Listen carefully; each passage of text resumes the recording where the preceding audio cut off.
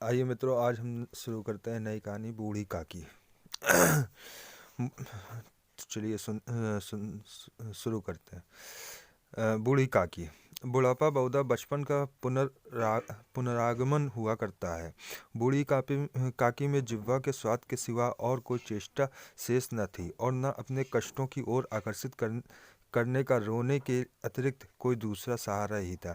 समस्त इंद्रियां, नेत्र, हाथ और पैर जवाब दे चुके थे। पृथ्वी पर पड़ी रहती और घर वाले कोई बात उनकी इच्छा के प्रतिकूल करते, भोजन का समय टल जाता या उसका परिणाम पूर्ण न होता, अथवा बाजार से कोई वस्तु आती और उन्हें न मिलती तो वे रोने लगती थीं। उनका रोना सिसकना साधारण साधारण रोना न था, वे गला फाड़ फाड़ कर रोती थीं। उनके पतिदेव को स्वर्ग सिधारे कालांतर हो चुका था। बेटे तरुण होकर चल बसे थे।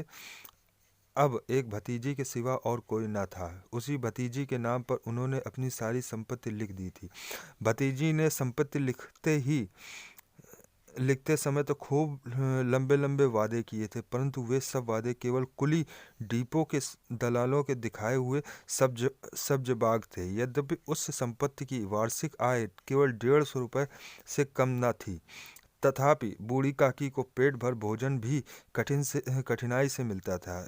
इसमें उनके भतीजे पंडित बुद्धिराम का अपराध था, अथवा उनकी अर्धांगिनी श्रीमती रूपा का।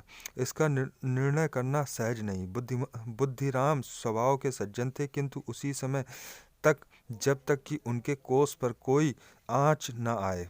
रूपा स्वभाव की तीव्र थी सही, पर ईश्वर से डरती थी, अतः बूढ़ी काकी को उसकी तीव्रता उतनी न खलती थी जितनी बुद्धिराम की भलमनसाहत। बुद्धिराम को कभी कभी अपने अत्याचार का खेद होता था। विचारते कि इसी संपत्ति के कारण मैं इस समय भला मानुष बना बैठा हूँ। यदि मौखिक आश्वासन और सूखी सहानुभूति से स्थिति में सुधार हो सकता तो उन्हें कदाचित कोई आपत्ति न होती, परंतु विशेष व्यय का भय उनकी सचेष्टा को दबाए रखता। यहाँ तक कि यदि द्वार पर कोई भला आदमी बैठा होता और बूढ़ी काकी उस समय अपना राग अलापने लगती तो वह आग हो जाते और घर में आकर उन्हें जोर से डांटते। लड़कों को बुढ़ों से स्वाभाविक विद्वेष होता ही है, और फिर जब माता पिता का यह रंग देखते तो बूढ़ी काकी को और भी सताया करते।